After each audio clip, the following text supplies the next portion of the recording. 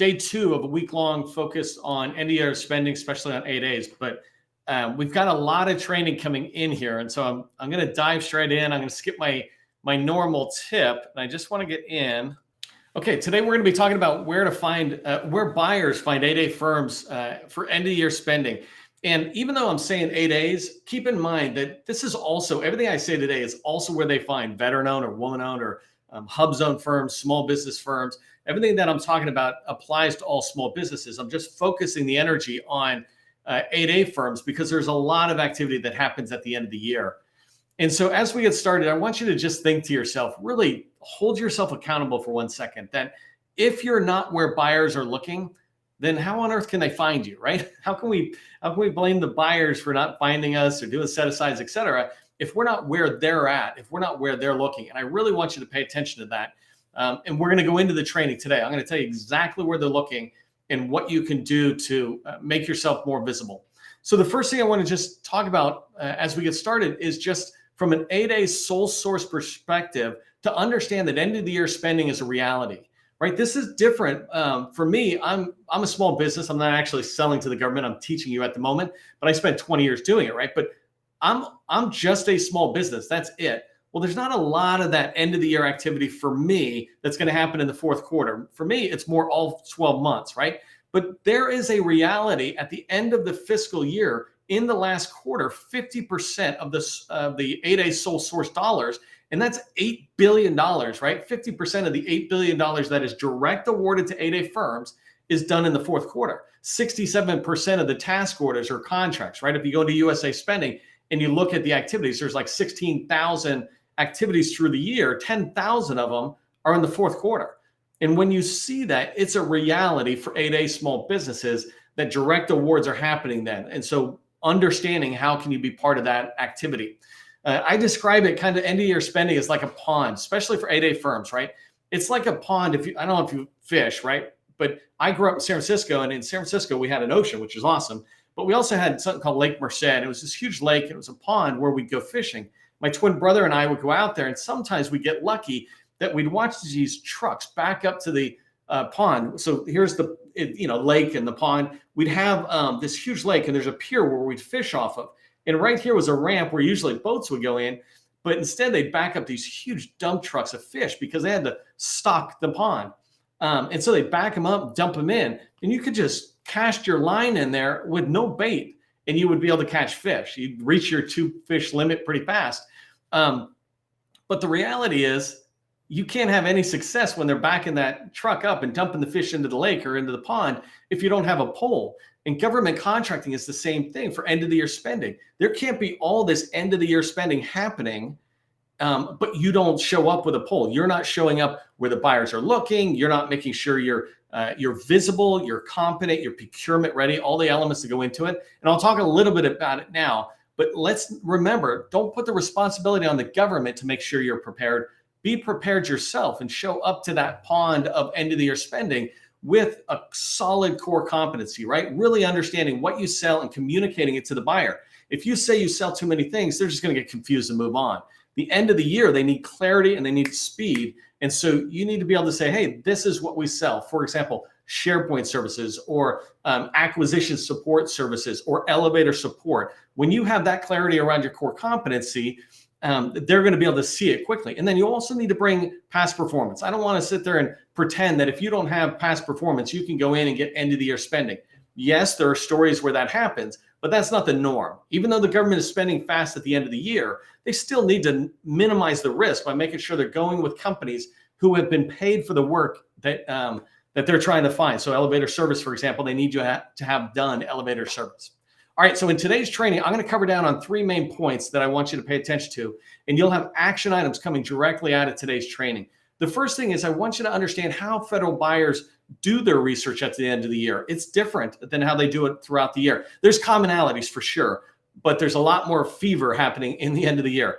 And then the second thing is which supplier portals, which portals you must be registered in order to get found, right? I said, if you're not where buyers are looking, then how can they find you? Well, I'm going to tell you where they're looking, and then it's up to you to make sure you're in there. And then the last one that we're going to cover down is this whole idea of why you must have an RFI response machine or system in place And so I want to talk to you about that because that is another great way to participate in the end of the year spending. If you don't know who I am, my name is Neil McDonnell. I'm the president of the GovCon Chamber of Commerce. I want to welcome you to my federal sales training where I provide tips for success in the federal market. I spent 20 years as a small business in the federal market. And since 2018, I've been teaching people like you that government contracting is not a secret. It's just a process. When you follow a process A to Z, you're going to have repeatable, predictable results. And that's what I want for you. Before we get started, again, put your company name into the chat, your core competencies. Keep in mind, we just had like 150 people live yesterday with a 24-hour notice, 150 people live, and many of them were federal buyers or buyer representatives. They weren't industry, right? And today it might be the same thing. I see we're already over 60 people just on LinkedIn, and then we're on different platforms. So put your company name in. Make it easy, not just for the buyers and me to remember you and know you, but also your teaming partners.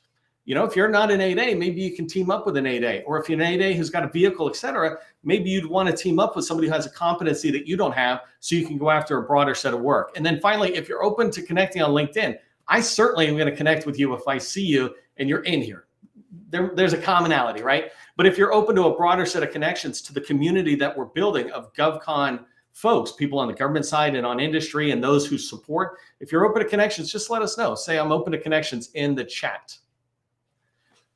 Okay, so let's talk about how agencies do market research at the end of the year. The end of the year is more like going on vacation. This is the analogy I want to give you, right? If you could think about the last time you took a 2-week vacation, and I know we got a lot of small business owners, so maybe you've never taken a vacation, but whenever we take a vacation, right, we're going away for 2 weeks, a 2-week vacation, somehow you start rushing around, right? All year long, you've just been doing your kind of 9 to 5, or for, you know, entrepreneurs, 12 to 12. But for all year long, you've been doing this normal way of going to work and you're doing the activity at work. You're doing a good job, but you're also hanging out at the water cooler, talking about the TV show yesterday, the sports game. You know, you're taking a little longer lunches. You're doing your job, but it's a little mellower pace, right? But right before you go on vacation, you start speeding up the activity. You start becoming more effective and efficient at your job in whatever you're doing because you're worried about things falling down when you're gone. You don't want this thing to fall to not get done. You've got a project that is due, but you're not going to be here for 2 weeks. You need your team to keep moving it forward. Whatever it is, you're doing all these things, either trying to get them all done before vacation or prepare them so they go away. So you're doing a lot of activity. Well, government contracting is kind of that same thing, right? They kind of do normal acquisition life cycle all throughout the year. But when it gets to July, right? July and August, they're really picking up speed. And by the time they get to September, it's like a basketball playoff, right? We did the playoffs in July and August, and September is like the championship game. It's really weird how a lot of people will watch playoffs in basketball or other sports, and then they watch championship game because the play is just so amazing, which I always find ironic. It's like, well, why didn't you just play that hard all through the year, and then you would have won the championship? But that's a different story, right? But it's that same thing. You can understand it. Well, the government at the end of the year is the same thing. The contracting officer, they've been playing basketball all year long, having fun, doing a good job, you know, partying. But when it comes to playoffs, no partying, no fun. We're just heads down. We're going to get into the championship and then win it all, right? And that's what government contractors are like. They're just kind of rushing at the end. You need to appreciate that that's what they're doing because it makes how they do market research at the end of the year differently. Contracting officers, they have no time. They're moving. And it really gets down to a short listing activity. In the last quarter, in June or July and August, they're doing some of the, and I don't want to suggest that they're doing anything wrong or they're doing it fast, so they're shortcutting, but they are just moving faster at what they're doing. And so they're trying to shortlist fast. And that really is the activity of market research. I'm just trying to find vendors that could fill the requirement and help us with our mission. I always say that the government does not buy from the best. If you are the very best at what you do, it doesn't matter. The government doesn't buy from the best. They buy from the best of who shows up, right? So if you show up at RFI, if you show up at RFP, then you have a shot at being considered. But if you're not showing up at all, then you're not going to be considered, right? And so when you show up or when they do market research, they're shortlisting. And I just want to give you a couple of examples here, 6 examples of how they go through shortlisting. And this is based on my experience across almost all agencies, right? Some contracting officers have their own individual way, but when you sit there and figure out how they're all doing it on average, this is it. the first thing they're doing when they're trying to figure out, hey, who can I look at for market research on a requirement? They look at existing vendors. If we already got people we're paying and we like them, is there anybody here who might be a right fit for us? If that option's a no-go for them, they move on. They look at people who have recently responded to RFIs and RFPs, and I'm going to talk to you about that in a minute. But if you have recently responded to RFIs and RFPs, then you're letting the government know, that contracting officer know, well, they're interested in working with us. We didn't choose them on the last one, but maybe we invite them back because at least they responded. And for a contracting officer, that's the number one thing they need in order to make an award decision, is they need some vendor saying, hey, we want to work with you. If no vendors respond, they can't determine an award. That's why if you go into FPDS, you'll see tons of opportunities that only one person responded to. Right? It's not hard for them to sole source it or direct award it when only one vendor is responding. The third thing, so they're looking at the existing vendors, then they're looking at the recent RFI responders. And number three, they look at their own hard drive. If they've had you reach out to them and give them a capability statement, if they happen to be in an event and they got a bunch of capability statements, they keep them in their own hard drive, right? Just in their own folder. And so they might do a quick search in there. Hey, do I have any vendors? This is when they might pull in the small business specialists as well. Of course, every agency does a little differently, but they might look over and say, hey, Jane, do you know any small businesses that can help me with this requirement? I have sat in small business professionals' offices when a KO will interrupt our meeting and they'll say exactly that. And I'll watch the small business specialists go, well, I know Janie, Tommy, and Bobby, they've been recently reaching out. They're all qualified. Let me call them. And in the meeting, I'll watch them pick up the phone and call Janie, Tommy, and Bobby. And so you want to be expressing interest to the contracting officer, small business specialist. Let them know, because they've got personal folders of vendors like you who are expressing interest. The fourth way is agency supplier portals. I've done a whole training on this before, but agencies like HHS, they have a supplier portal. You want to make sure you're in there because they're going to look there first. If an HHS buyer, contracting officer, looks in their folder and they don't see anybody, then they look at the small business directory that HHS runs. And many agencies have this. You can download our directory of all, I think it's like 100 supplier portals. But they'll look at the HHS small business directory and decide, hey, are any of these people, could they fit it? So if you're looking for an 8A firm, that's where they'll look first. And then after that, if they can't find anybody, they move into the dynamic small business search tool. So dynamic small business search is one of two parts of your small business profile. Small business profile is made up of sam.gov when you register getting in. And by the way, never, ever forget it. I just talked to a company that's got like $20 million, but their profile's expired, which puts them at risk for not being able to get selected on a proposal, because how can the government award it to them? They're not technically registered in SAM. Go look at it, right? Go look at your profile on a regular basis every 6 months. Anyways, dynamic small business search is the part that tells the story about what do you sell behind your SAM registration. So in there is where the buyers go. I describe it as the number one market research tool for federal buyers across the board. It's the only tool that's referenced in the FAR where it says, hey, do your market research. For example, go look at the DSBS. So they teach contracting officers and market researchers how to do market research. And the one tool that they mention is coming in here, DSBS. And the last place is new sources sought. And I'll talk about that at the end of this training here about responding to RFIs. But you want to respond to RFIs as sources sought, because when you're responding, it gives them a chance to choose you. And so that last place they'll do market research is, well, if I have to send it out, I will. Sources sought are normal throughout the year. When it gets towards the end of the year, they don't have time to send it out, monitor it, worry about a ton of responses. And so you want to get in there and respond to these. So the last place they might look, and I just want to say this in case people think about it, are web searches, right? No contracting officer or market researcher really has time for it. Program managers, when they're looking for companies, or not even companies, but they're just trying to learn about artificial intelligence or whatever, they might do that through the year. But when you get to the end of the year spending period, or fourth quarter, and you don't have a lot of time as a KO and a market researcher, the web searches become far less efficient and very time consuming, right? I have to go into your website and look at it. And so that's the least used tool in the end of the year spending. So anyways, that's how they do market research. Let's talk about which portals you need to be in to get found. By the way, tell me in the chat while I drink water, do you think your DSBS profile is unknown, okay, or great? I'd love to see it. And if I see you put it in, I might grab like 5 or 10 of you and go take a quick look and give you real feedback about what the buyer is seeing. By the way, if this is your first time, we move at a fire hose pace. Watch me on replay and slow me down to half speed. All right, let's talk about which portals you must be in so that you can be found by the buyers. And you're going to see a lot of commonality to what I just said. First one is this dynamic small business search, right? And this one's really important for you to keep in mind. If you haven't been in there, go look at it. It's just dsps.sba.gov. Somebody put it in the chat for me. You know what the URL is. Put it in there for the other people. But here's a quick story of how important it is. I had a company that I used to, it was SharePoint. So one of my last companies focused on Microsoft SharePoint products. And there was a third-party tool called Nintex that we used to be able to make a lot of money off of just by selling the licenses. And so, we would be a Nintex partner and we would sell that to the government. When they were doing market research, they'd look for firms like us that could respond and talk to them about Nintex and give them a quote. It really was that simple. I didn't have to write these complicated proposals because they kind of already knew they wanted the product. I went into the dynamic small business search tool the other day. There's 300,000 small businesses. 4 companies say the word Nintex.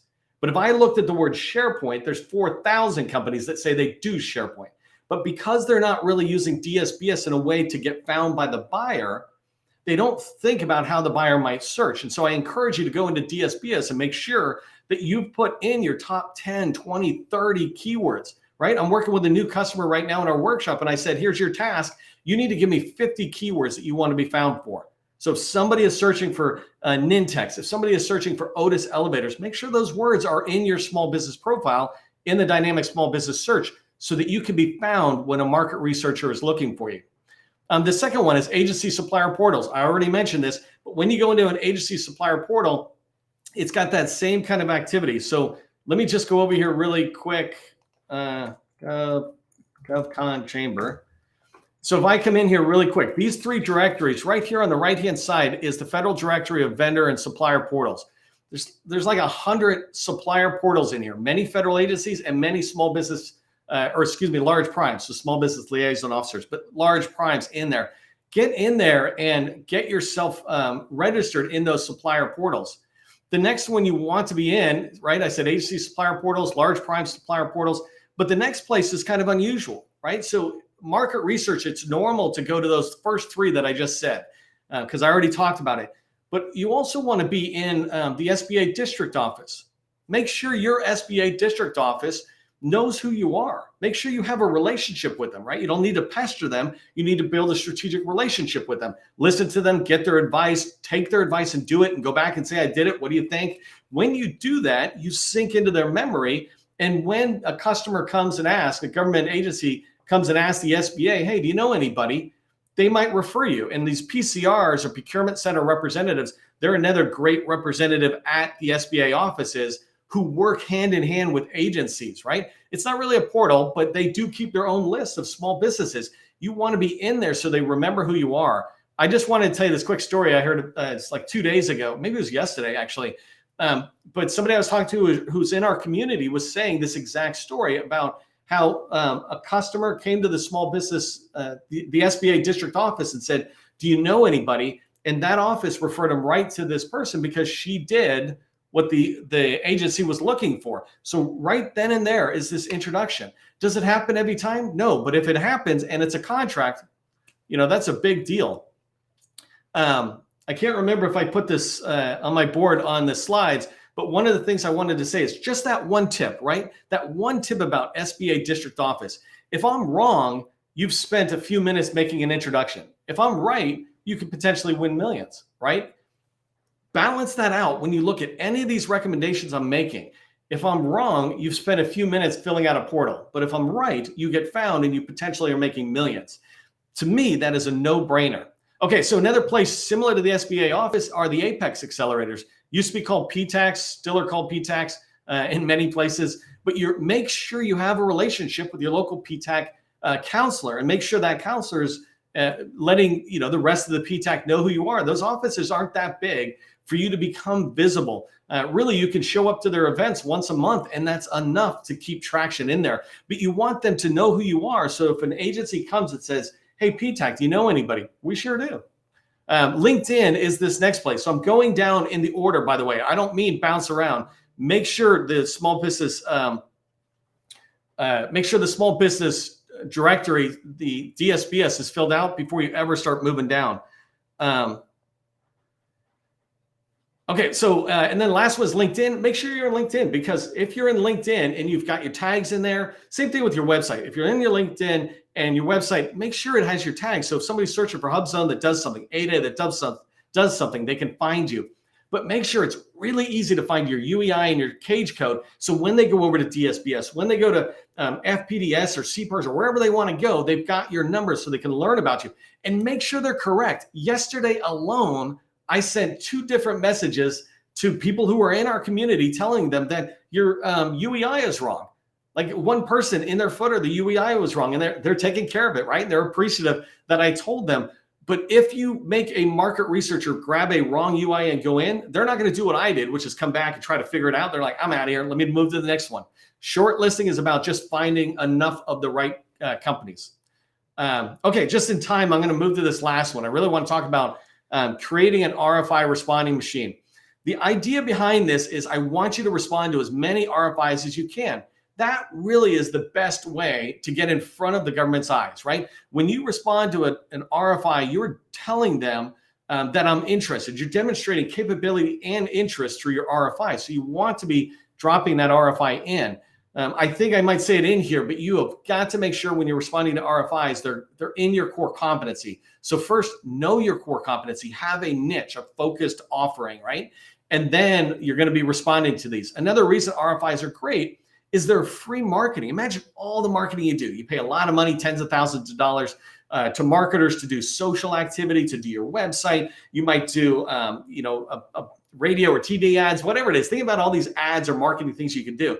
Nothing is as free and as great as an RFI response, because when it goes into the government, the KO sees it, right? They review it. They become aware of your company. The small business specialist sees it. Your company and your core competencies sink into the brain.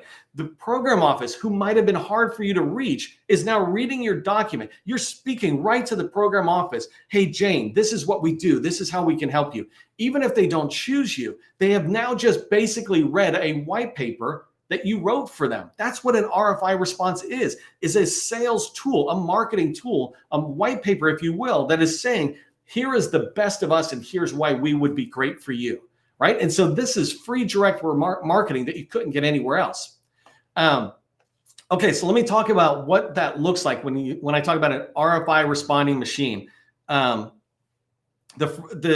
idea of a process or a system, putting that in place, I'm just saying it at a very high level, right? We got a quick training here, but these are the things to really pay attention to if you want to have a process and system in place that allows you to respond to as many RFIs as you can.